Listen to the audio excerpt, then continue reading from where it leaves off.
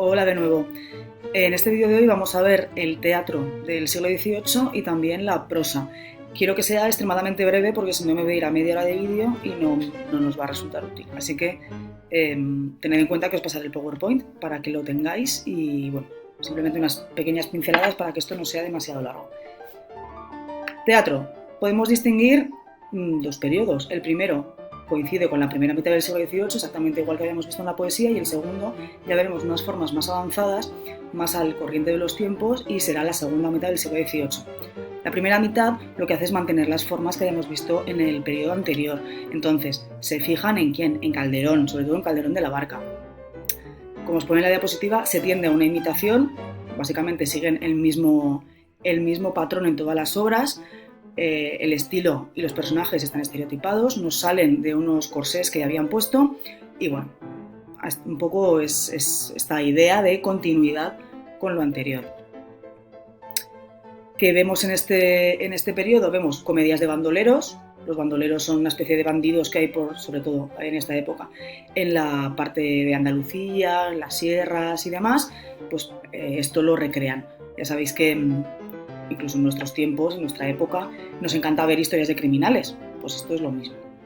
Por otro lado, tienen comedias costumbristas, que son las que describen la vida cotidiana de una clase social, es decir, cogen a los burgueses e interpretan escenas cotidianas, ideas cotidianas. Son un poco las series de sobremesa de este periodo.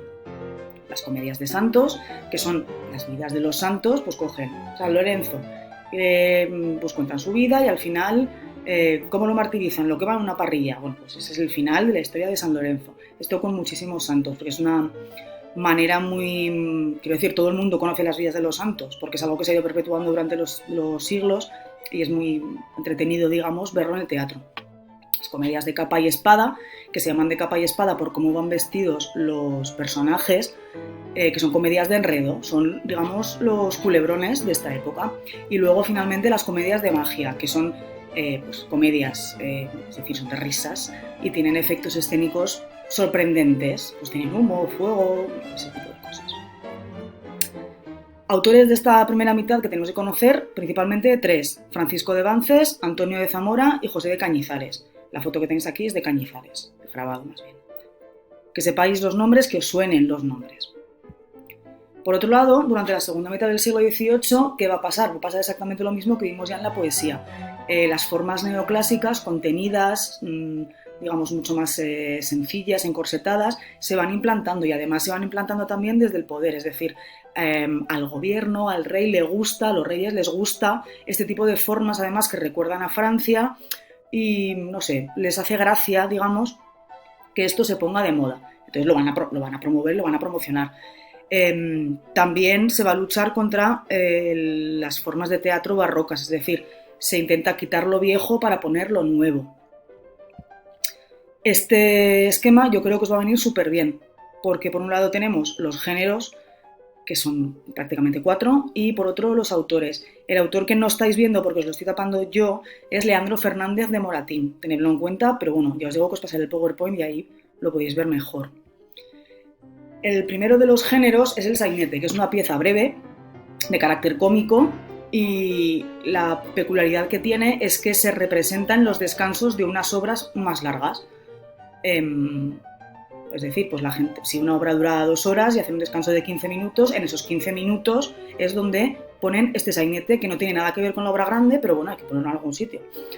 Son situaciones de la vida cotidiana y tenéis que tener en cuenta que destaca Ramón de la Cruz, que lo que hace es contar un poco la vida de la clase popular madrileña.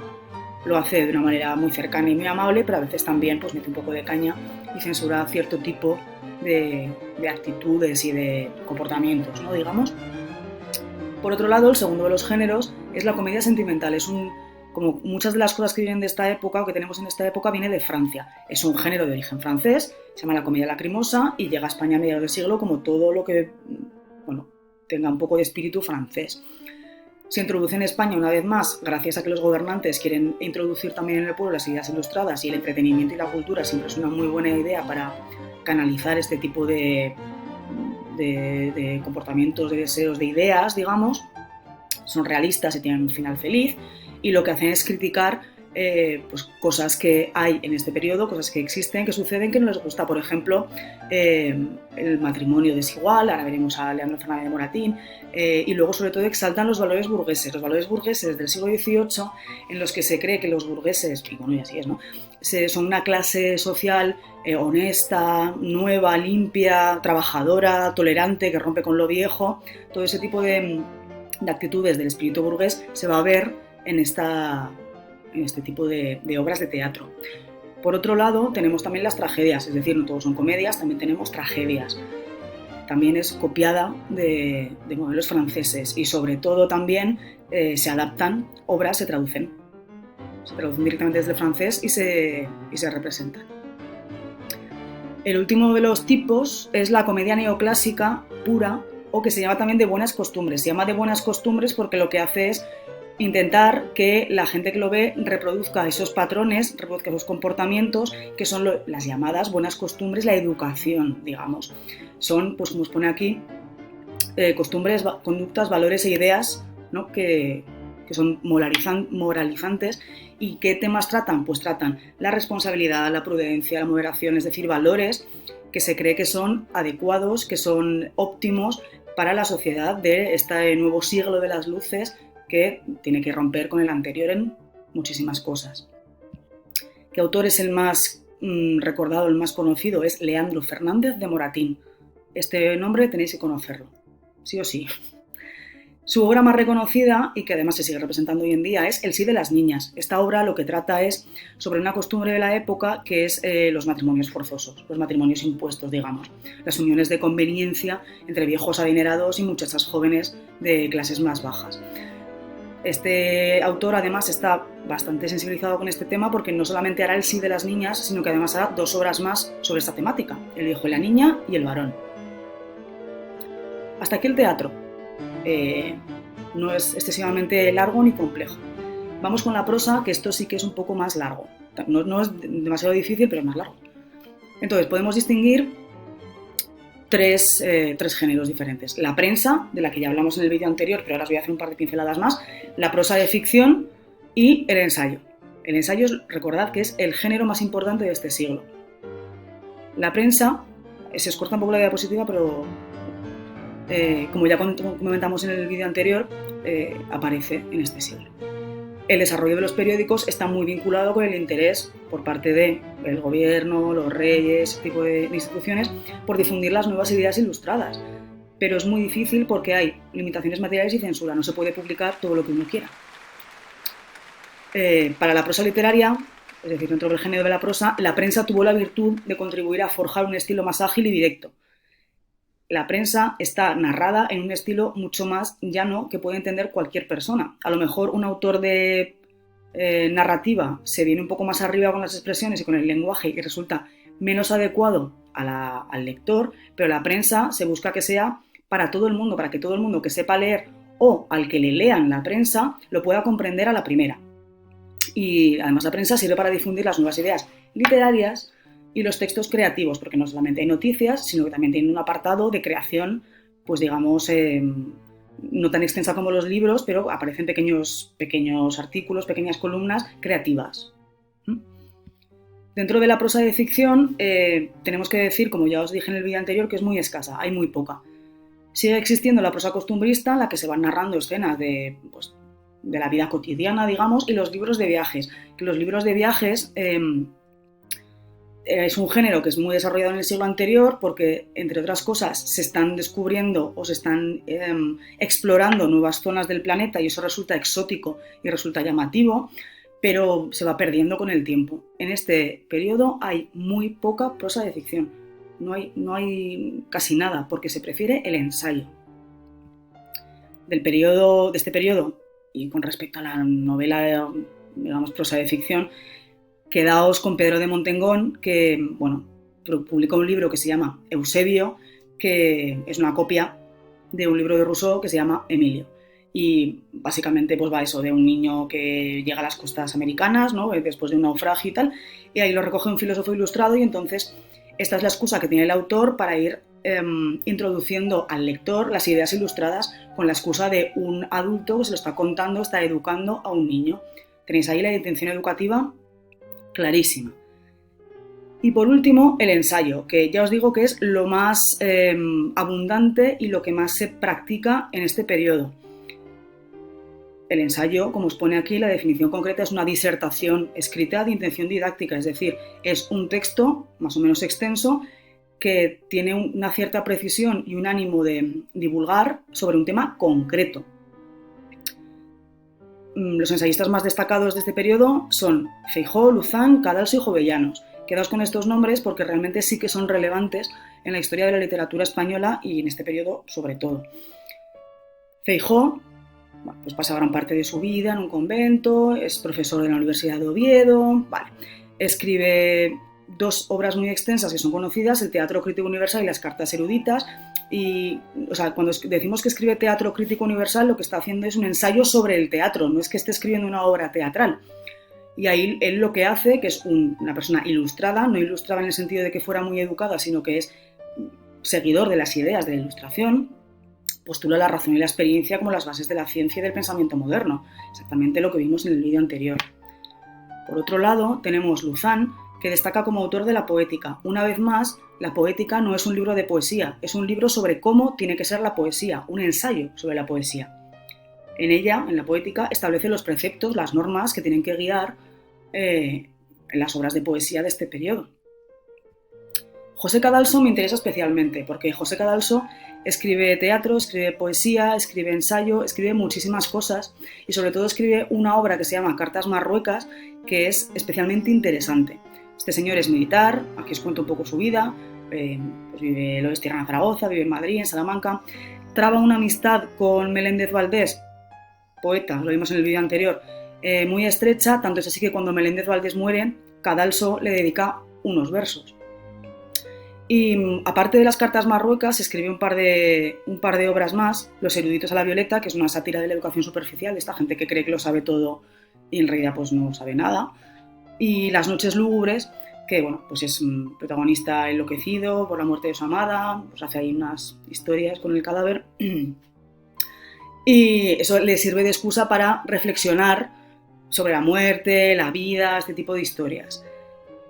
Pero lo más interesante son las Cartas Marruecas. Las Cartas Marruecas siguen una técnica, un modelo epistolar. ¿Qué significa esto? Que son cartas, como su propio nombre indica. Es correspondencia entre 3 personajes que van narrando desde su punto de vista ciertas problemáticas que tiene Marruecos. Entonces, ¿qué tiene que ver esto con la Ilustración? Tiene que ver en tanto en cuanto hay personajes, los personajes proponen ideas de reforma para la situación de Marruecos y esto se encuadra dentro de los ideales ilustrados de que la población tiene que mejorar, tiene que ser más culta, este tipo de cosas. Cuando el extranjero habla de Marruecos, lo hace, según el autor, con una perspectiva desapasionada, es decir, desde una perspectiva, una óptica externa, con lo cual no tiene un sentimiento nacionalista, digamos, y él lo ve todo como de una manera un poco más científica. También es otro de los conceptos de este periodo. Son, lo que digo, son 90 cartas entre Bembeley, Gacel y Nuño. 2 son musulmanes, son marroquíes, el tercero es español, es cristiano, y entonces esas cartas, esos distintos pareceres, esos distintos puntos de vista, lo que va a hacer es enriquecer la visión de la situación de Marruecos. Por otro lado, tenemos el último autor, que es Gaspar Melchor de Jovellanos, es un nombre fácil de recordar, que es el personaje que mejor representa la Ilustración española. El retrato que tenéis ahí es un retrato que le hizo Goya, que esto sí que me gustaría que lo tuvierais claro. Este es el periodo también donde Goya realiza su obra pictórica. Goya tenéis que conocerlo, ¿no? Entonces, Gaspar Melchor de Jovellanos, pues durante el reinado de Carlos III, pues tiene varios cargos públicos. Al final con Carlos IV lo pasa un poco peor. Bueno, bien, esto es un poco biografía, que está bien que la conozcáis, pero sobre todo lo que quiero que conozcáis es su obra. Lo que hace Jovellanos es, desde su posición un poco de funcionario, de burócrata, de persona que trabaja para el Estado y que quiere mejorar las condiciones de vida de la gente, lo que hace es redactar no leyes, sino como a él le gustaría que fueran las leyes. Por ejemplo, Memoria sobre espectáculos y diversiones públicas, allí lo que hace él es disertar reflexionar sobre cómo le gustaría a él que fueran los espectáculos y las atracciones que propugna el gobierno para que los ciudadanos se diviertan. Es decir, cómo le gustaría que fueran las fiestas de los pueblos y las ciudades. Pues me gustaría que tuviera menos toros porque son muy sangrientos. Me gustaría que tuviera más teatro porque así podríamos acercar al pueblo las ideas liberales. Por ejemplo, esto es lo que hace. También el informe sobre la ley agraria, ahí analiza las causas del atraso en la agricultura española y pues algunas ideas que él tiene para mejorarlas. Sobre la educación pública, lo mismo. ¿Qué ideas tiene Jovellanos para mejorar la educación de los pocos niños que van a la escuela en este periodo? Bueno, pues impulsar los métodos experimentales, una vez más, va en consonancia con las ideas de la Ilustración. Defiende la enseñanza en castellano, porque hasta entonces en muchos sitios se hacía en latín. Entonces, para salir al exterior tienes que saber hablar un idioma, pues que mejor que el castellano, porque el latín además, aunque tú le enseñes a alguien a hablar latín, es un poco útil a la hora de comunicarte. Propone que los alumnos realicen lecturas complementarias, que no solamente se ciñan. Quiero decir, son ideas que se están llevando a cabo ahora mismo en la educación, ya no española, sino de todas partes, y este hombre lo está pidiendo en el siglo XVIII. Sugiere que los centros cuenten con buenas bibliotecas, tienen que saber leer y tienen que desarrollar un gusto por la lectura. Y luego propone que los profesores sean guías y consejeros antes que meros vigilantes. Lo de la letra con sangre entra, ya en el siglo XVIII empezaba a estar un poco de moda. Ya se tendía a pensar que a lo mejor lo que tiene que hacer un profesor es aconsejar y acompañar antes que obligar a hacer cosas. Bueno, hasta aquí el resumen muy resumido, estoy muy contenta esta vez, de teatro y prosa. Espero que os sea de utilidad y si no lo es, pues cualquier cosa,